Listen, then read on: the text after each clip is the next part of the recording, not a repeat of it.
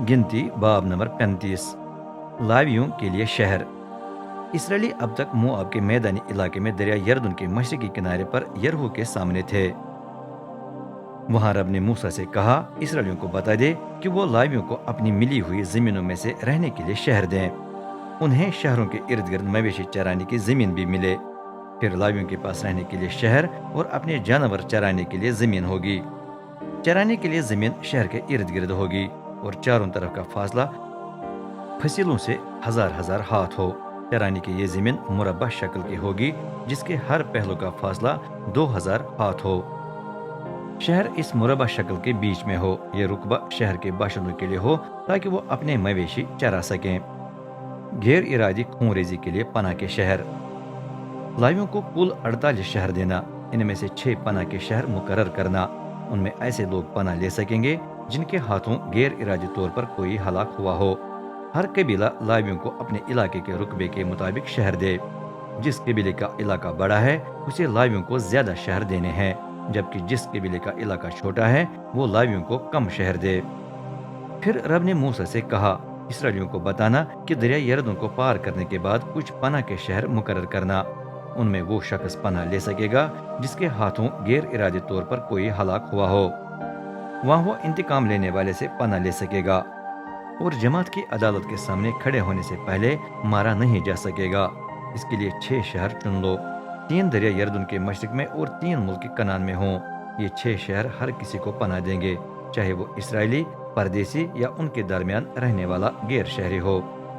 जिसे भी गैर इरादी तौर पर कोई हलाक हुआ हो वो वहाँ पनाह ले सकता है। अगर किसी ने किसी को जानबूझकर लोहे, पत्थर या लकड़ी की किसी चीज से मार डाला हो वो कातिल है और उसे सजाए मौत देनी है।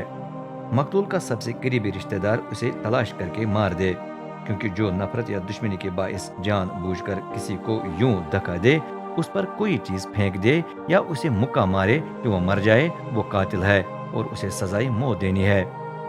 लेकिन वो कातिल नहीं है जिससे दुश्मनी के बाइस नहीं बल्कि इत्तेफाक से और गैर इरादी तौर पर कोई हलाक हुआ हो, चाहे उसने उसे धक्का दिया, कोई चीज उस पर फेंक दी या कोई पत्थर उस पर गिरने दिया। अगर ऐसा हुआ तो लाजिम है कि जमात इन हिदायत के मुताबिक उसके और इंतकाम लेने वाले के दरमियान फैसला करे।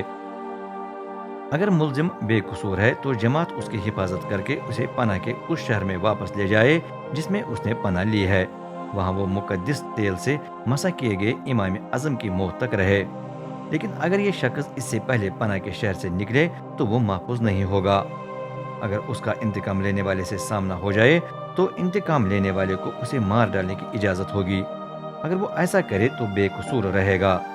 पनाह लेने वाला इमाम आजम की वफात तक पनाह के शहर में रहे, इसके बाद ही वो अपने घर वापस जा सकता है।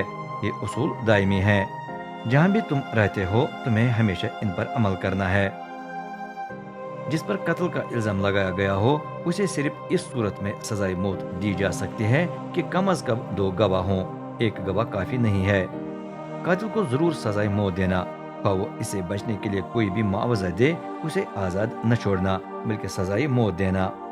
उस शख्स से भी पैसे कबूल न करना जिससे गैर इरादी तौर पर कोई हलाक हुआ हो और जो इस सबब से पनाह के शहर में रह रहा है उसे इजाजत नहीं कि वो पैसे देकर पनाह का शहर छोड़े और अपने घर वापस चला जाए। लाजिम है कि वो इसके लिए इमाम आजम की वफात का इंतजार करे। जिस मुल्क में तुम रहते हो उसकी मुकद्दस हालत को नापाक न करना। जब किसी को उसमें कत्ल किया जाए तो वो नापाक हो जाता है। जब इस तरह खून बहता है तो मुल्क की मुकद्दस हालत सिर्फ उस शख्स के खून बहने से बहाल हो जाती है जिसने ये खून बहाया है। यानी मुल्क का सिर्फ कातिल की मौत से ही कफारा दिया जा सकता है। उस मुल्क को नापाक न करना जिसमें तुम आबाद हो और जिसमें मैं सुकूनत करता हूँ, क्योंकि मैं रब हूँ जो इसराइलियों के दरमियान सुकूनत करता हूँ।